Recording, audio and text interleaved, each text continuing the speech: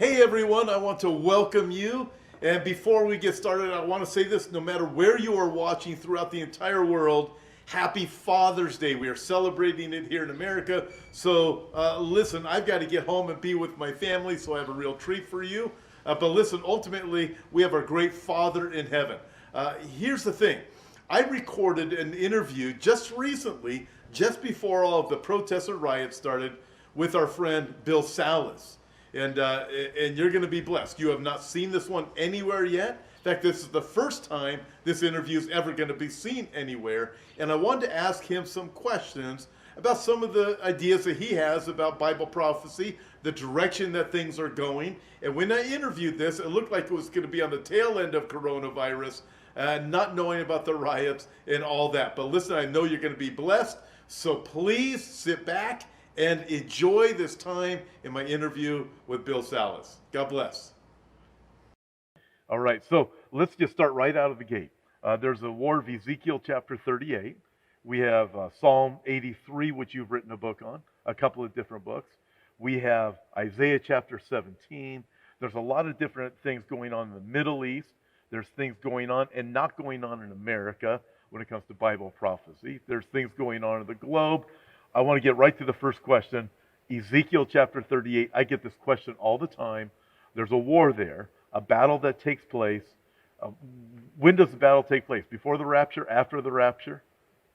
Right. In my estimation, I believe the battle takes place and concludes before the tribulation period, but it's hard to say if it happens before the rapture or afterwards. We don't know the timing of the rapture, but I believe both events are pre-tribulation, the rapture and the fulfillment of Ezekiel 38. So we could be here as a church for the fulfillment of Ezekiel 38, but there's a chance we won't be. Okay. So with that, let me ask you this, because the Bible also talks about the burning of weapons for 7 years. So in my mind, as I've taught this passage, these two passages, 38 and 39 before, to burn the weapons for 7 years into the millennial kingdom doesn't fit with how I would place that battle. So I've always placed the battle in the either just before the tribulation begins or right about at the beginning of the tribulation. So you put it about in the same spot. Right. The theory that I subscribe to, got it from Dr. Ron Rhodes and Dr. Arnold Fruchtenbaum. This is not my theory, but it makes a lot of sense, and that is they will be burning weapons, converting them to fuel, it appears to be in the translation, as a nation, and they'll do that for 7 years. Now, when we understand the 7-year tribulation period, it splits into two compartments. You've got the first 3.5 years and the second 3.5 years, also sometimes called the Great Tribulation, the worst part, because it's worse than the first 3.5 years. Israel confirms a covenant that starts the 7-year tribulation. They're party to it, and they experience what's a pseudo peace. It's pseudo because it doesn't last very long. It's sort of a false peace for the first 3.5 years. So let's backtrack in time. They could be burning weapons for 3.5 years in the first half during that pseudo peace, and they probably will be. They could also be burning weapons for 3.5 years prior to that period of time, so that would make your 7-year math. Are they going to be burning weapons in the second half of the tribulation? I say not likely, because that's a time of great travail for them. Jesus even tells us in Matthew 24, verses 15 and 16, etc., that when you see the abomination of desolation, which is the pivotal thing in the midpoint of the tribulation, one of the events that separates the first half from the second half, he tells, speaking of the Jews, especially in Judea and the locale of the temple, because the desolation takes place in the temple, he tells them, when you see that event, flee to the mountains. And he's talking, we commonly say he's referring to the mountains in southern Jordan of Petra. He's not saying, when you see that event happens, start burning more weapons.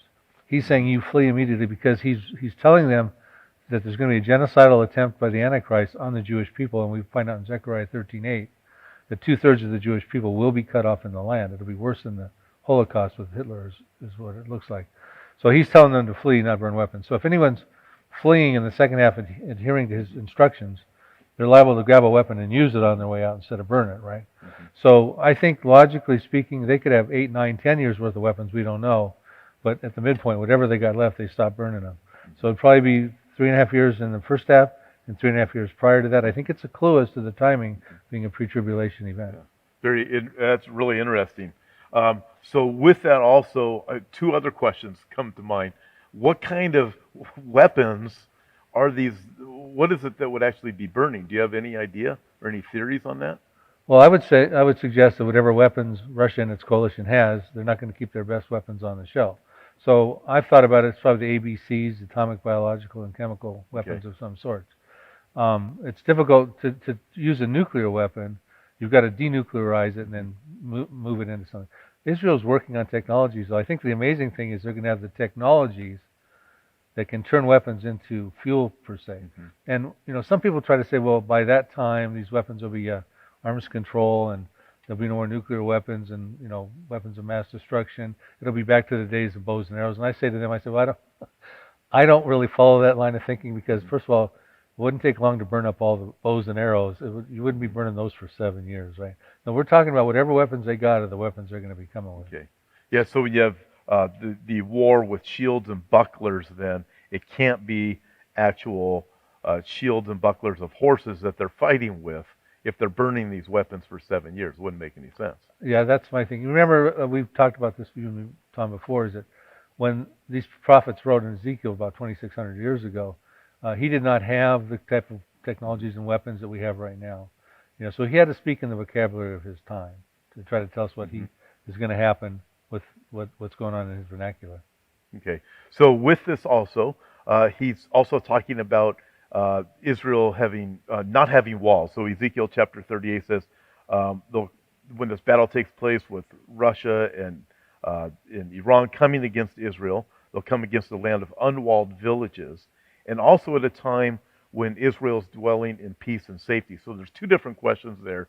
The first one is unwalled villages. Does that apply to the walls, the massive wall around Israel right now, or not around all of Israel, but much of it supporting, like Bethlehem, for example, to keep terrorists out? You've seen the border wall. I've been there. Take pictures next to it before. Mm-hmm. Yeah, so there are two different things you're talking about right there. First of all, let me preface this. I take all of Ezekiel 38 and 39 literally. Except the horses, the battle weapons. Well, correct. But I take I guess you got me on that, but I don't allegorize it. Right. That's what I'm trying to say. So basically what I'm looking at there is he says unwalled villages, furthermore dwelling without walls. Not just unwalled villages, dwelling without walls, bars, nor gates. Okay. So there's a little more details added to that. And so I would say that Israel is not dwelling in that condition right now. And ultimately, those walls exist today, and they exist on the northern border with Lebanon. They exist, the partition wall that's about 400 miles inside of Israel proper, separates out Palestinian terrorism. They've got Palestinian fences by the Gaza, fences around the Gaza. They've got walls even being built around between Jordan and there. Well, they're probably the most fenced in and fortified country in the world, quite frankly. The reason they have those walls there is so they can dwell securely amidst the enemies around them. And so ultimately that takes us to the next thing. Do they dwell securely? Ezekiel mentions 2 times the Hebrew word yeshav v'tak. They'll dwell safely, they'll dwell securely. Okay? So they'll be dwelling without walls, bars, and gates, meaning they do dwell securely and safely at some point in time. Is that point in time right now? And I say, I don't think so, because they're surrounded by these enemies. Now, then the question comes up, well, when will they dwell securely and safely? And by the way, the Hebrew words yeshav v'tak are not peaceful by some biblical precedent, and not because of some diplomatically produced peace plan. Their military is defeated. It's a military confrontation and victory that now enables them to tear down walls and dwell securely. And so we say, well, when will they dwell securely? Well, actually, Ezekiel tells us in Ezekiel 28, verses 24 through 26, he says that God's going to bring back the Jews into their land, out from the peoples. They'll dwell safely. The same word, yeshav v'tak. They'll plant vineyards. They'll build houses. They'll dwell securely. He mentions it 2 times. Then he goes, but when I execute judgments on those around them who despise them. So there's the condition of them dwelling securely. There are people around Israel who despise them. They've come to wars against them in 48, 67, 73. They have some fragile peace treaties with Egypt and Jordan, but Syria is still at war with them, etc. And so when those judgments are executed upon those around them who despise them, they will dwell securely and they'll tear down the walls. So in my estimation, Ezekiel 38 is coming rapidly before us. It's a major marquee event. God's going to use that event to make his holy name known in the midst of his people Israel, put the world on official notice, Ezekiel 39:7, that he's the covenant-keeping God of Abraham, Isaac, and Jacob. But I don't believe that war is going to happen just yet because there's some preconditions. Whereas there are other prophecies that really have no more preconditions. that I'm looking at on my radar more that could happen at the present time could happen now. Yeah. I want to get to some of those in just a second, but I want to ask you another question here from Ezekiel. The peace and safety, I had this question come into me just the other day. I know how I answered it. I want to hear how you answer it. And the individual said that he seemed to think that the Antichrist, the peace and safety, is the peace the peace agreement of Daniel chapter 9 that the Antichrist confirms with Israel, and therefore they're going to have this a peace agreement, and that's what Ezekiel chapter 38 is talking about. Now, I know how I answered him on that. I'll tell you, I disagreed with him, and I told him why, but I'm curious as to what you have to say. Is there any connection at all that you see with the agreement, which we're going to get into the contents of the agreement of Daniel chapter 9 also, and it's going to be a surprise to what some people are thinking out there and what has been taught by many people over the years. We'll be there in just a few more minutes. But is there any connection, do you see a connection with the covenant that is confirmed Daniel chapter 9 with Ezekiel chapter 38 in the time of Israel living in peace when the war happens? Well, first of all, that's a really good question. And if there weren't other mitigating details and other prophecies, I would say that's a pretty sound thinking, right? Because Israel does, once this covenant is confirmed, they do live in this pseudo-peace for a period of time. They have some peace and safety as far as Israel does. I think the peace and safety being spoken of may be more international, but we'll just say let's confine it to Israel. So unless there were other reasons, like the burning of weapons for 7 years, and other means for Israel to dwell peacefully without walls, bars, nor gates, which I believe there are in advance of this, that would be the logical conclusion. That peace and safety comes with the confirmation of the false covenant. But we'll talk about the false covenant, and that really has nothing to do with the Arab-Israeli conflict or the enemies around them that despise them. But I also look at the pre-prophecies, like Psalm 83, the destruction of Damascus, the toppling of Jordan, the Elam prophecy with Iran. These things could actually happen at the present time, and as a result, Israel becomes victorious, and they can dwell securely. So I think the peace that's spoken of in Ezekiel 38 is accomplished militarily, not politically brokered. Okay. Yeah, and I would agree with that too. I want to come back to the contents of the covenant from Daniel chapter 9. Look at why Israel enters into a covenant. What you have to say, there will be a surprise to some people, and it's rather intriguing to say the least. But let's go over here, and then we're also going to talk a little bit about some of the technology that is here, the ID 2020, the mark of the beast. I want to get to these things before we conclude our time also. But right now, let's go over to Psalm 83. I want to talk about Isaiah chapter 17, Jeremiah chapter 49, I believe it is also. So let's move over here a little bit. We see Russia, Iran. They're at the north. They're in Syria. Ezekiel chapter 38 speaks specifically about Russia being a guard for the troops that are going to come against Israel. Russia's a guard. There's no doubt about that for the troops that are in Syria right now. They're overlooking Israel from Syria. They're at the north, no doubt. However, there's some relationships there that aren't quite in line with the Bible yet. In order for me, when I look at Ezekiel 38 being fulfilled, they're not quite there yet. Turkey is still doesn't get along great with Russia or Iran. There's that dynamic that needs to be worked through. However, you see something else also. Not everybody would agree with you. You see a Psalm 83 war, and then also Isaiah chapter 17. And let's talk a little bit in Jeremiah chapter 49. So let's go there, because you say that this needs to happen before Ezekiel chapter 38. Is that correct? Right. I believe that the conditions that make Israel living securely without walls, bars, and gates are facilitated by the prophecies that precede it that you just mentioned. And there's quite a few of them, actually. So what I will do, Tom, is I'll lay out how I think things are going to happen between now and the coming of Ezekiel 38. We'll start with Iran. Iran is definitely Ezekiel 38. When Ezekiel wrote, that was about Persia. But his contemporary Jeremiah wrote around 15 years before Ezekiel wrote Ezekiel 38. Jeremiah wrote around 596 BC. He wrote about Elam. And when you look at a modern-day map of Iran, about 2/3 or 3/4 of it is Persia. But on the west side that hugs the Persian Gulf is Elam. they've always been geographically isolated from each other through these Zagros mountains that stem through between the two locations. So Jeremiah is talking about Elam, but Ezekiel's talking about Persia. Well, Elam's not mentioned in Ezekiel 38, but Elam is mentioned in Jeremiah 49 verses 34 through 39 as its own independent prophecy. And I believe it's dealing with a nuclear Iran. I believe it's dealing with the prophecy we should be watching for right now, dealing with, and that's where Iran's first nuclear reactor was built, the Bashar nuclear reactor, its crown jewel of its nuclear program.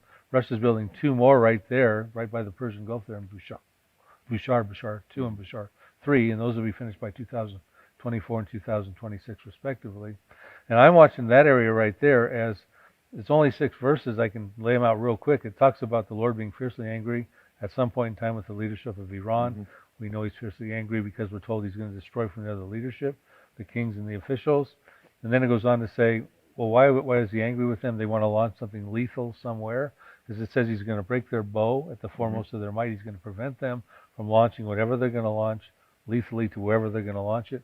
Obviously, he's not dealing with that Iraq-Iran war because he didn't stop the bow from launching 8 years of missiles into Iraq. But they want to take out Israel, and the Lord's going to stop that. So I think it's got something to do with the leadership today. They fiercely anger the Lord. He brings about a disaster, it says, because of his fierce anger. And then after this happens, whatever this disaster is, it says he brings the 4 winds from the 4 quarters of heaven and scatters the indigenous population, the Elamites in Iran there, into the world. It says there's no nation where the outcasts won't go. Nations, plural. Worldwide dispersion. It sounds nuclear, sounds humanitarian crisis. And then he goes on to say some good news that many Iranian Christians now are latching to. It says, I will set my throne up in Elam. Before I said, he says, I will pursue them with the sword until I've consumed them. So before we get into the good news for the Iranians, that tends to be a military confrontation. It says that their enemies will be dismayed when this happens. Iran will be dismayed before their enemies, plural, when this happens, meaning when it happens, Iran will have a menu of enemies, plural, which they have today. The Gulf Cooperative Council states of Saudi Arabia, Kuwait, Oman, Bahrain. Yeah. They're there. And then on the other side of the Gulf. And then you got Israel, you got the America, etc. So with that said, now the good news is, it says, I will set my throne up in Elam. That's very interesting, right? And then he says, and I will bring back the captives of Elam, those ones that were dispersed, and I'll restore their fortune. So there's good news at the end of that for the Iranians. But the bad news is there's a disaster coming. Now, this is not part of Ezekiel 38. So now here's the issue. When you start talking about Iran going through that, if that's modern-day Iran, modern-day Iran is not confined to modern-day Iran. They have their tentacles spread out throughout the Middle East. You got Lebanon is controlled through Beirut with Hezbollah, with like 150,000 missiles pointed at Israel. You got Bashar al-Assad, who's got chemical weapons in Syria. And you got Hamas in the Gaza. You got Shiite militias from Iraq and from Iran and Iraq now. You got the Houthis down in Yemen. They got Israel surrounded.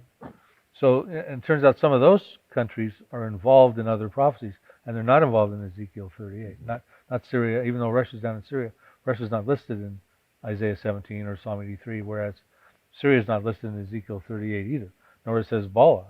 And Lebanon's not listed in Ezekiel 38. They are listed in Psalm 83. So, you know, we've got to sort of really be careful as we go through these details and see how will these things parse themselves out.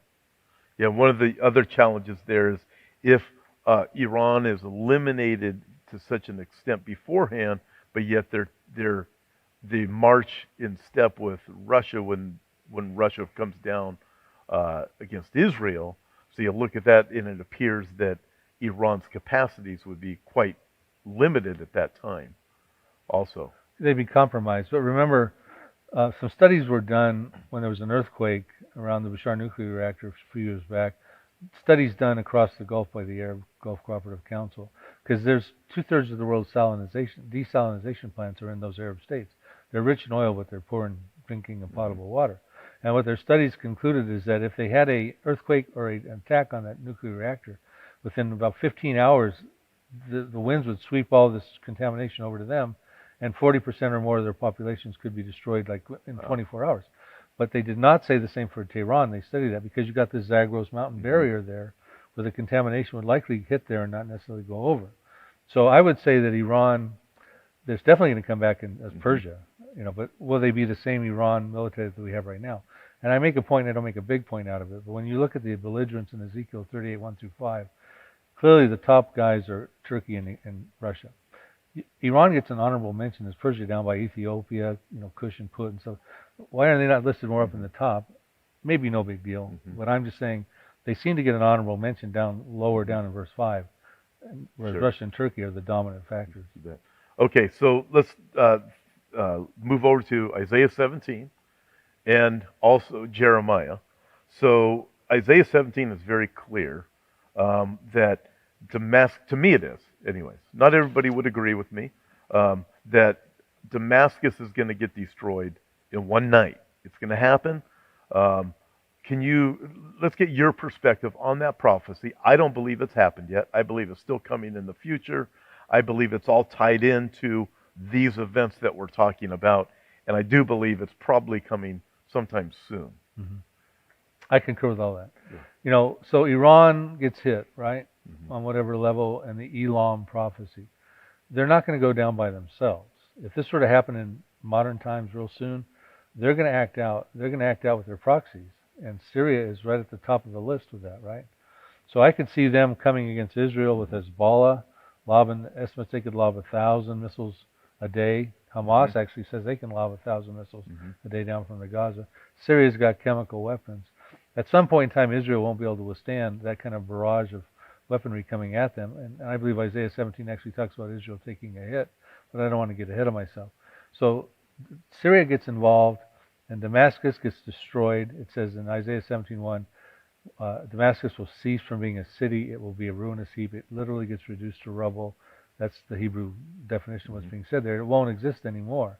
Now, some people would say, well, this already happened with the Assyrian Empire in 732 BC, but I would say, quite simply, Isaiah 66 chapters, he mentions Assyria 37 times. Doesn't mention it once in Isaiah 17. But the kicker is, in Isaiah 17, verse 9, he actually tells us who causes the desolation. It says there will be desolation not only in Damascus, but in other strong cities inside of Syria, caused by the children of Israel, the Israeli Defense Forces. So I see that, and then it says, like you said, the proof text and the real application is Isaiah 17:14, which says, one morning you see him, speaking of Damascus in the masculine pronoun, and in the morning he is no more. Yeah. So we see Damascus one night, wake up in the morning, we read on the news, wow, it's reduced to rubble now. But it does say this, though, to conclude the very last verse of Isaiah 17. This is the portion of those who rob us and those who plunder us. So let's give Israel understanding this is self-defense. They're coming against Israel. Israel's defending itself. So that's why they take out the city. Yeah. Now, as I read Isaiah 17 and Jeremiah 49, I come to a conclusion that Israel takes a pretty severe blow. Is that correct? In this battle, in this battle of the destruction of Damascus. Right. Okay. So let me qualify that, because I agree with you. When you say Jeremiah 49 in correlation with Isaiah 17, you're talking about the different camera angle of details. Yeah. Jeremiah 49 verses 23 through 27 is dealing with Damascus. We talked about Jeremiah 49 34 through 39 dealing with Elam. We're going to move a few verses earlier and talk about the camera angle of Damascus. It says there's trouble on the sea, probably talking about the Mediterranean Sea, where the nuclear subs, they've got 5 Dolphin-class nuclear subs in the Mediterranean Sea. There's trouble on the sea. It cannot be quiet. Syria gets concerned like a woman in fear. It becomes feeble, right? Oh, yeah, if a nuclear weapon's maybe headed your way, you'd do that. And it says that the young men will fall in the streets, civilian casualty, and the men of war will fall, military casualties, and it takes out Damascus. So that's a lot of important other details as to how that might happen. But the thing is, you're talking about in Isaiah 17 verses 4 through 6, we don't want to glance over that. How can Israel withstand chemical weapons, maybe, from Syria, 1,000 missiles a day from Hezbollah, 1,000 missiles from Hamas? Who knows if the Houthis get involved, or the Iraq Shiites, or Iran themselves lobbing stuff over? How does Israel just walk away scot-free from that? Right? It doesn't appear that they do. It talks about in Isaiah 17 verses 4 through 6 that the glory of Jacob waxes lean, his flesh grows lean, his glory fades rather, his flesh waxes lean. There'll be a shaking like an olive tree, and the uppermost branch, meaning probably northern Israel in the imagery here. An olive tree can have about 500,000 olives on it. They're very common in Israel. They can grow like 50 feet tall. There's a shaking and only 2 or 3 olives left in the uppermost branch, 3 or 4 in the fruitful boughs it talks about. That doesn't sound good for Israel. You know, especially if they got chemical weapons coming and they're living in bomb shelters and casualties are abounding. That's what I think could happen. Yeah, and Israel's threatened with chemical weapons all the time, especially coming from the north. They're threatened with that. And so I look at this, and I as I look at the whole prophecy of Damascus, when you compare it with Ezekiel, Ezekiel's very clear. In that separate battle, God defends Israel. The Battle of Damascus, you don't see that defense with Hezbollah, Hamas, Iran, or wherever the weapons are coming from. Wherever they're coming from, you just don't see God defending them at that point. But you do see Israel defending itself. Right. Yeah. Okay. So now, before we move on to the next subject, you have a few books also along these subjects. What are they? Well, I've got a whole bunch of books, but I'm writing an end-time series of the unfulfilled prophecies between now and the second coming of Christ. The first one is the now prophecies, the prophecies that could happen at the present time. They lack preconditions. The sequel to that is the next prophecies, like Ezekiel 38. It's coming, but it's got a few preconditions. It's not quite ready for fulfillment. The last prophecies are starting to take us into the tribulation. No, that was the first half of the tribulation. I'm doing a fourth book, which will take us to the midpoint in the second half of the tribulation. I'm writing that now. And I want to get into some of those things in just a minute because they're rather intriguing. And so let's get into this, though. I told everybody we're going to look at the covenant. Daniel chapter 9. Very clear. God tells Daniel through, Daniel has the vision. He's been praying, and God lets him know through the angel, 70 weeks are determined for your people. We know that's a period of 77s or 490 years.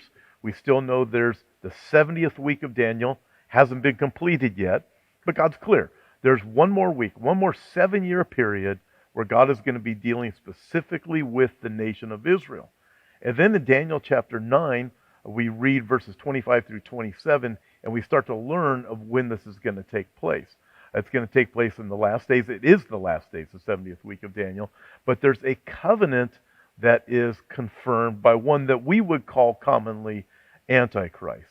Daniel says he confirms a covenant with many for 1 week. In the middle of the week, he breaks that covenant. Okay, so there's a lot there, but there's other passages to connect. So I've heard for years, decades, I've even taught this before, that the covenant is part of a peace negotiation that takes place. And also, there's a covenant that's already in place that's going to be confirmed by the Antichrist. But what do you say? You have a different take on this, and I think it's very intriguing. And that's why I want to ask you this question. I think you've thought it through well. It's not necessarily a peace covenant. Is that right? Or a peace treaty? Not necessarily a peace treaty between who the usual suspects are, the Arabs and the Jews. Yeah, let's say, okay, let me state this too. So the covenant in there is the covenant with many. So we know the Jews are among them. They're the center of this is the way I read that. And then the many to me would be, it could imply the Arab nations around them. It could also imply perhaps the UN. Would that be possible with the many? Yeah, and that's the problem with only connecting this to Daniel 9. Fortunately, we don't have to just restrict ourselves to details of this covenant to Daniel 9. We can also go to Isaiah 28, verses 15 and 18, who actually tells us who the many are. So Daniel 9:27, I concur with you. It starts the 70th week. We also would call that the tribulation, with the confirmation of the false covenant. And we're told the Antichrist is the confirmer of the false covenant. He's not necessarily a party of it. He could be the drafter of it, but we just know he's the confirmer. That's all the details we have. We know it's a 7-year, it's related to 7 years. In the middle of it, it gets broken at the midpoint. It seems to enable temple offerings and sacrifices, and it's a big deal because it's with Israel and many. That's all we get from Daniel for the most part. It is confirmed. So just maybe you can explain this or illustrate this for everybody who's watching. To confirm something means what? Something already has to be in place, correct? Right. Jack Kinsella was a great Bible prophecy teacher who passed away. He brought that point up to me one time. We were on Jewish Voice TV together, and we were in our hotel room afterwards. He said, Bill, you can't confirm a dentist appointment unless you have one. I go, what do you mean by that? He goes, well, the Antichrist can't confirm a covenant unless one exists. I said, well, you're absolutely right. So there will be one in existence. Maybe he drafts it, maybe he doesn't, but he becomes the political figure that Israel and the other party accept to broker something between them. And the examples we have that in modern time is Jimmy Carter brokered a peace treaty between Egypt and Israel. Both parties trusted him. Bill Carter, 1994, between Jordan Bill and Clinton. Bill Clinton. I do. Is there a difference? Bill Carter. Bill Carter. I'm sorry, folks. No, not trying to get political. Bill Clinton. Thanks for correcting me. So this guy will be respected by who the parties are. One, of course, will be Israel. He will have gained political respect and political capital with Israel at that point. He's also involved, don't forget, this Antichrist is involved with the harlot world religion. We're told in Revelation 17, the harlot sits on the beast in Revelation 17:3. He carries the harlot, the beast carries the harlot in Revelation 17:7. So on a side note, he's got a relationship with Israel. He's also got a relationship with unholy alliance with the harlot too around that time. They are partners.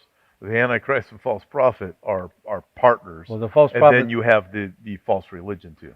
yeah, so you got three different things Yeah. there. You got the false counterfeit harlot religion that gets desolated at the midpoint of the tribulation by the 10 kings, Revelation 17, 16, and 17.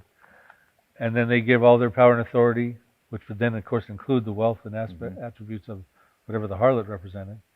And they give the kingdom to the beast.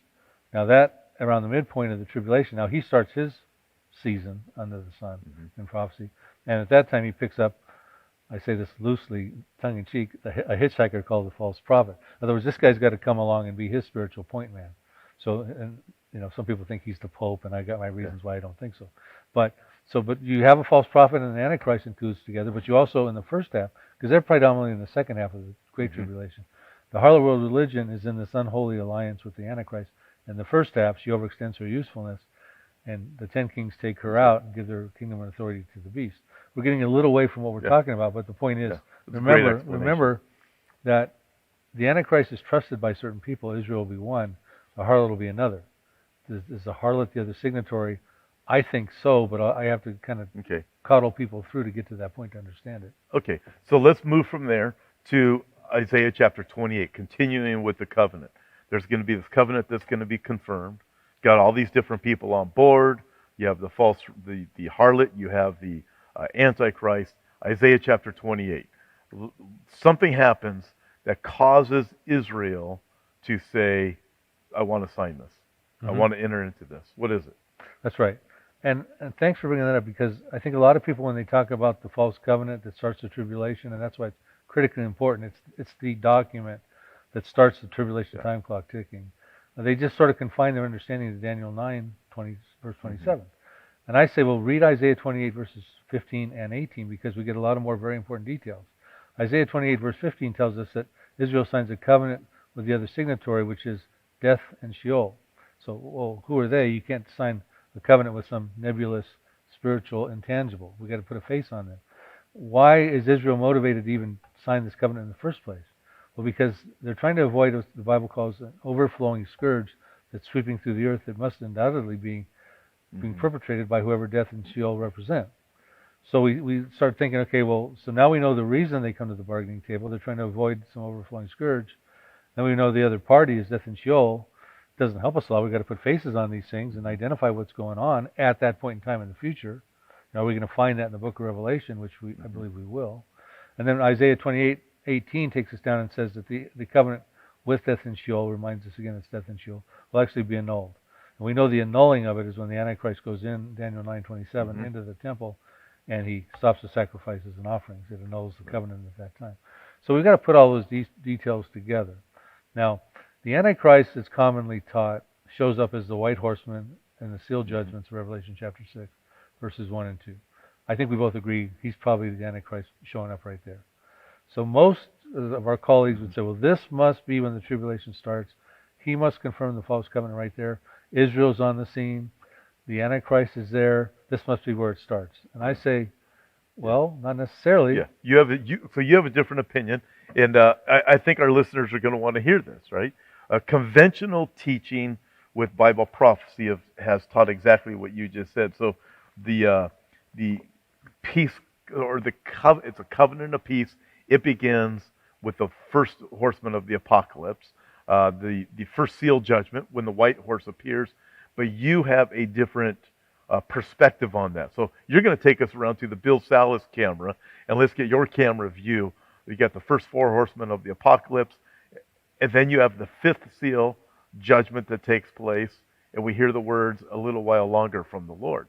So you put all these together, Bill Salas camera view on these first, the 4 horsemen of the apocalypse. Okay, and thanks for allowing me to talk about the alternative view of the timing of the seals. Yeah, some people don't like this alternative view. They get mad at you over it. They write you hate mail.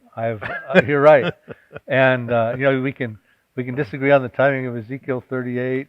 Some people are arguing mid-trib, post-trib, rapture, but the minute you take the seals out of the 7th week of Daniel, all of a sudden you've created an anathema. I say that jokingly because, first of all, the traditional view that you talked about, that could be accurate. I mean, that really could be when they started. It could be fit into the tribulation period. I'm just presenting an alternative view for various reasons. Yes, Israel's on the scene at the time of the first seal's open of the white horseman. We all tend to agree that's the Antichrist, so the confirmer of the covenant's on the scene. But is the other signatory on the scene yet? Who's death and Sheol? What's the overflowing scourge? First of all, there's nowhere in the book of Revelation that tells us exactly when the false covenant gets confirmed. So people assume it's got to be when the Antichrist comes on as the white horseman. Okay? But the Greek word for covenant, the only Greek word that could be used, is not in Revelation 6:1 and 2, which is diatheke. So if he confirmed the covenant there, it sure would have been nice if, John would have wrote down, hey, diatheke, somewhere in those verses. But it says he comes out conquering and to conquer. So he's embarking on his threefold process of becoming who he is. He becomes a military leader because he's waging and winning wars in Daniel 11. He becomes a political figure, supreme political figure, because Israel trusted and broker a contract. He's in bed with the harlot world religion. And he becomes a supreme religious leader because ultimately in Revelation 13, he's forcing people to worship him and exalting himself above all that's called God. So he's going to embark upon that career. Now, who's the 4th horseman? It's death and Hades. So we come down, you got the red horseman's wars, you got famine, scarcities, and pestilences of the black horseman. And here along comes this 4th horseman with 2 riders, death and Hades is side saddling with it. Now Hades is the Greek word for Sheol in Isaiah 28. So the question is, could the other party actually be in the 4 horsemen? And coincidentally, it's the same name. And what is that horseman doing? That horseman has authority or power over a quarter of the earth. Now, some people would say it's killing a quarter of the earth, and they might be, but it says authority or power over a quarter of the earth to kill through multiple means, multiple weapons, famine, swords, pestilences, etc. So all of a sudden, I think you have the second signatory on the scene, and they're sweeping through the earth with a lot of authority, killing, which I'll just segue out for a second and remind people that the harlot world religion is killing Christians. She's drunk with the blood of the saints and the martyrs of Jesus, Revelation 17:6. The reason that's important because after you go into the 5th seal, now the 4th seal is on the scene, the harlot world, the death and Hades, maybe the other signatory, they're killing, and who are they killing? Well, the 5th seal saints end up probably some of their victims, if not their first victims, probably not their only victims, but they're dissenting from whatever the 4th horseman's all about. And so they ask this question, and they're under the altar, they've been killed, they're saved, died for their faith. They said, how long, O Lord, until you avenge our blood on those who just killed us, right? So they're asking a very interesting question. If the tribulation time clock has already been ticking with the first white horseman, why are they even asking that time? They could actually calendar the days until 7 years come by. And it's not an ignorant question. These people give their life for their faith at a time when prophetic awareness is at an all-time high. The rapture will have happened. The Damascus will have been destroyed. Ezekiel 38 may have happened by then. They're going to have fairly prophetically minded. They're going to know what a tribulation is, a lot of these guys, right? So I just find it interesting that they're asking that question. I find it more interesting that God's answering it. And the way he's answering it is, he's not saying, well, you should know it's only, it's a 7-year time clock. He says, no, there's 3 periods of Christian martyrdom. You must rest a little while longer until your fellow servants who will be killed like you and their brethren who will be killed like you will all be killed by you. So you got the 5th seal saints, their fellow servants of the 5th seal saints, and the brethren of the fellow servants of the 5th seal saints. They're all going to die for their faith. Now we know the Antichrist is going to behead Christians in the second half of the tribulation for not taking his mark. We know the harlot is drunk with the blood of the saints and the martyrs of Jesus in the first half of the tribulation. What's going on? Is there a gap between the rapture and the tribulation? How come these guys don't know how much longer until they're going to be avenged? So I put forward the alternative view, which is as follows. The false covenant gets confirmed once the overflowing scourge is being perpetrated by the fourth horseman. The fourth horseman is the other signatory, death in Hades, going back to Isaiah 28, death in Sheol. The fifth seal saints actually die in a gap between the rapture and the tribulation. That's why they ask how long. They don't know how long the gap is, how much longer until the tribulation starts. And then the fellow servants of the fifth seal saints are martyred by the harlot, just like the fifth seal saints are martyred by the harlot in the first half of the tribulation. The brethren of the fellow servants of the fifth seal saints are beheaded by the Antichrist in the second half of the tribulation. So you have three different periods of Christian martyrdom executed by two different killing crusades of Christians, the Antichrist, the white horseman, and death in Hades, the fourth horseman, who, unless there's another killing campaign apart from the harlot of Revelation 17, now makes the fourth horseman the harlot world religion. Now, you're going to have to rewind what we just said, or pick up my next prophecy and last prophecies book, and don't take my word for it. It's an alternative view. Be a Berean, because there are a lot of people who would not agree with what I just said. Yeah. So you just put a lot out there. Let me ask you this, because you just also scared a whole bunch of people. Where do you place the rapture? Here's the first horseman of the apocalypse, the first seal judgment. Where do you place the rapture in this? Any minute? I'm hoping any minute. So pre-tribulation, pre the first horseman of the apocalypse, but you have people getting saved at that point after that? Is that?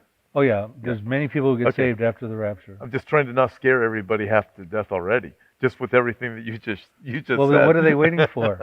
Let them be. So would you say then, really, we look at Ezekiel and these different prophecies, the rapture could take place at any moment, and we need to always be ready. Would you say that? Yes. Okay. So I think you just relieved some people. Okay, now let me ask you this. Just two more things. All right? You have another book coming out. And this is a subject that I'm really involved in as of late. Also, I have two books out on America's Coming Judgment, and America in the New World Order. And both of them apply to where we are in the world right now. I wrote them a few years ago, and you're well aware of those. Yes. And in that, I talked about technology and Mark of the Beast and why judgment is coming in the other book. You have a lot to say in your books and a lot coming up. Okay, Mark of the Beast and technology. There is something coming right now. We've been hearing about it for a couple of years. You and I have anyways. ID 2020.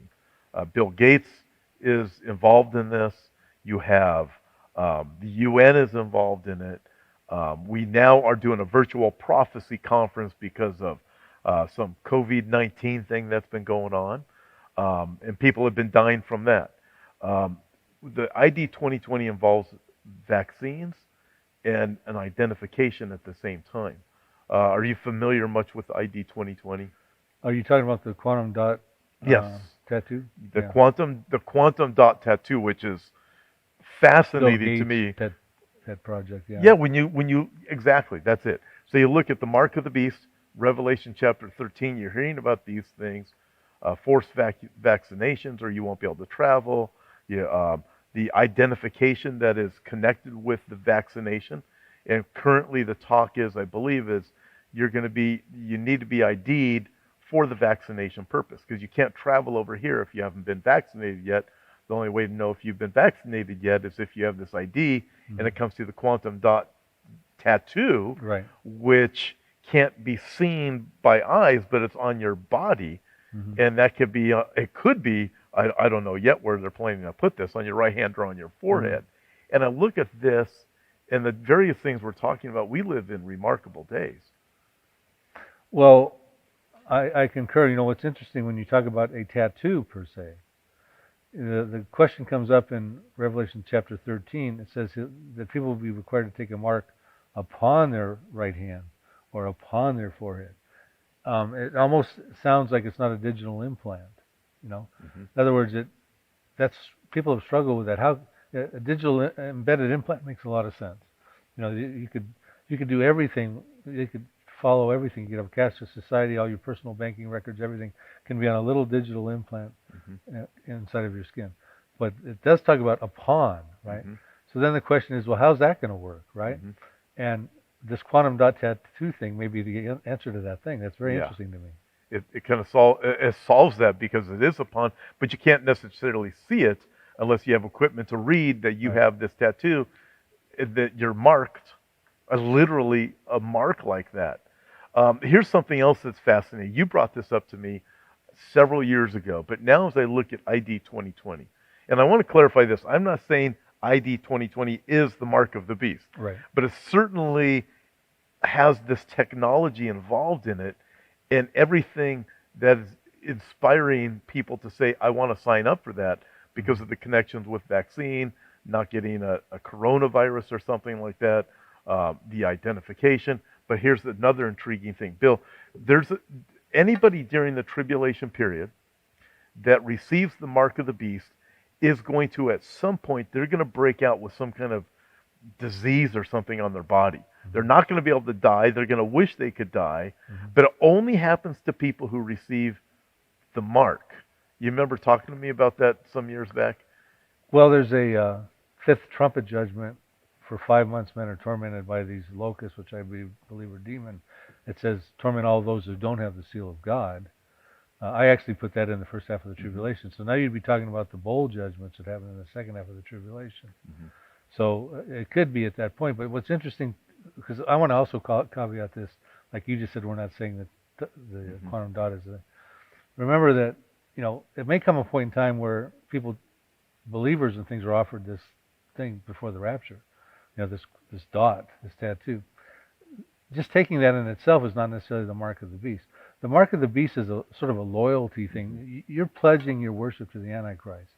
That's step one. You're worshiping either him or the image of him, put forward the image of the beast. And then as a result, you're given a mark. So you've already made a commitment if you're going to take it for that purpose, to be part of his cashless economy. Just because someone may get an embedded chip or a tattoo or something like that does not necessarily mean they can't, they've lost their salvation. Because the concern is once you take the mark of the beast, you're appointed to God's wrath. Right.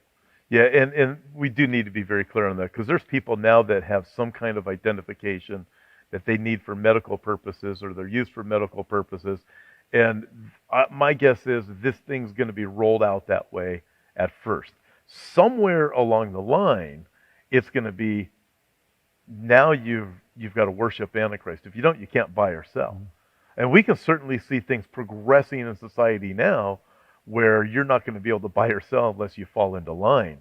Because you look at society, and just like that, as we look at the events of 2020 take place, all of a sudden we realize, okay, in certain parts of the world, including the United States, you can only go to the store on these days, or you can only shop during these hours, and there isn't bread on all the aisles anymore. Everything, the whole dynamic has changed, and we've seen it happen so fast.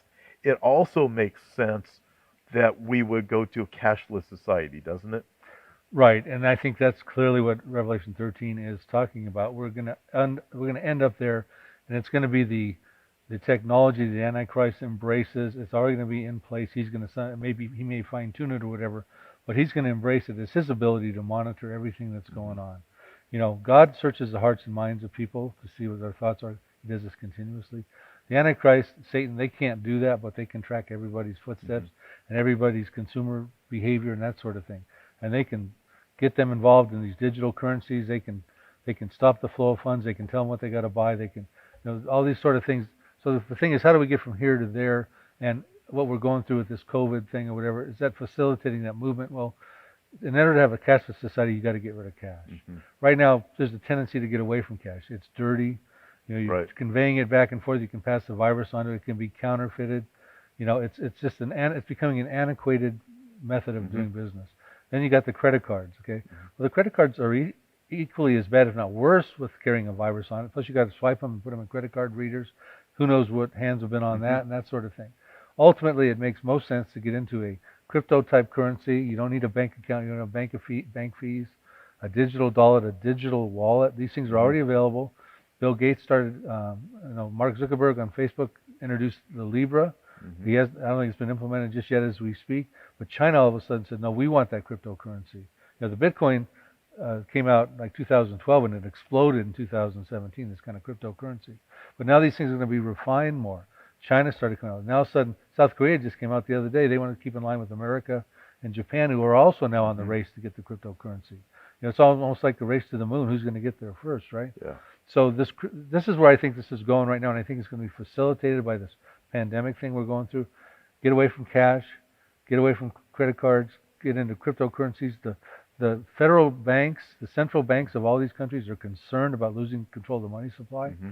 You get into cryptocurrencies, they can no longer monitor that. Mm-hmm. It makes sense for them to be involved. They don't have money of dealing with costs to make up dollars and coins and print that stuff. You can give it to banks, bank fees. You can control, you can monitor. It's the way to go. Yeah. You can control drug deals because you suddenly eliminate problems that you have from the black market of all different kinds money of things. laundering. Yeah. Money laundering, all kinds of things you can eliminate with that. But I see these things coming really, really fast. I look, Bill, just at the past, let's go back 10 years. And we both taught Bible prophecy for a long time. But we've talked about birth pangs. And in birth pangs, they get intense and then they subside. Intense and then they subside. So what's happened the last few years, it's like, I would say since Trump became president, they never seem to subside. It's just like increase, increase, increase, increase. Right. And not only that, like birth pangs do just before the baby's born, all of a sudden it's like increasing in intensity, and it is not letting go.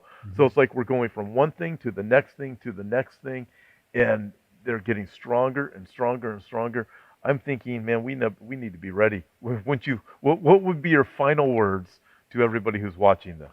Right, and the analogy you used of birth pangs, we're quoting Jesus Christ in Matthew 24, verses 8. One translation says, beginning of sorrows. And what he says is he's answering the question is, when is the end of the age for his apostles? He says in Matthew 24, verses 8, he says there's going to be famines, pestilences, and earthquakes in diverse places. These are the beginning of sorrows, right? So we have to ask ourselves, we're seeing earthquakes increasing exponentially over the last decade or two. Locusts are swarming around Africa as we speak, and Middle East, and even off toward Asia. That's going to precipitate serious famines. Does this type of a pandemic, does this actually qualify for what Christ was saying? Because if it is, it's the beginning of sorrows. And then the verse 9 says, and then they will cast you into tribulation. Then you'll go into tribulation.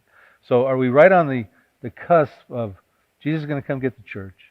We get raptured. Maybe there's a little bit of a gap in between, and then the tribulation starts relatively quickly thereafter. Literally within a couple of years, maybe. I mean, I have to tell people, maybe not, but you know what? There's a sense of urgency here, folks. Yeah. Everything has changed right now. Yeah. Right now is the time to get to know Jesus Christ. Amen. That's my word. Amen. I would agree 100%. Listen, if you don't know the Lord Jesus Christ, or you're wondering if you've ever made an actual commitment to Him, if you're wondering, then you probably haven't. Ask Christ to forgive you of your sins right now. It's an urgent time. And repent. To repent means to make a U-turn. You turn from your sin, you surrender to the Lord. If you do that and you mean it, you can know that you are forgiven. Listen, the time is short. Bill, it's been great having this time here with you. Yes, Pop. Amen. We're not allowed to shake each other's hands anymore. You have several books, and I've got a couple, and we talk about all of these different things. And what a treat it's been to be able to do an interview like this with you. I can't wait till the next one. Absolutely. Thanks, Tom. Thank you.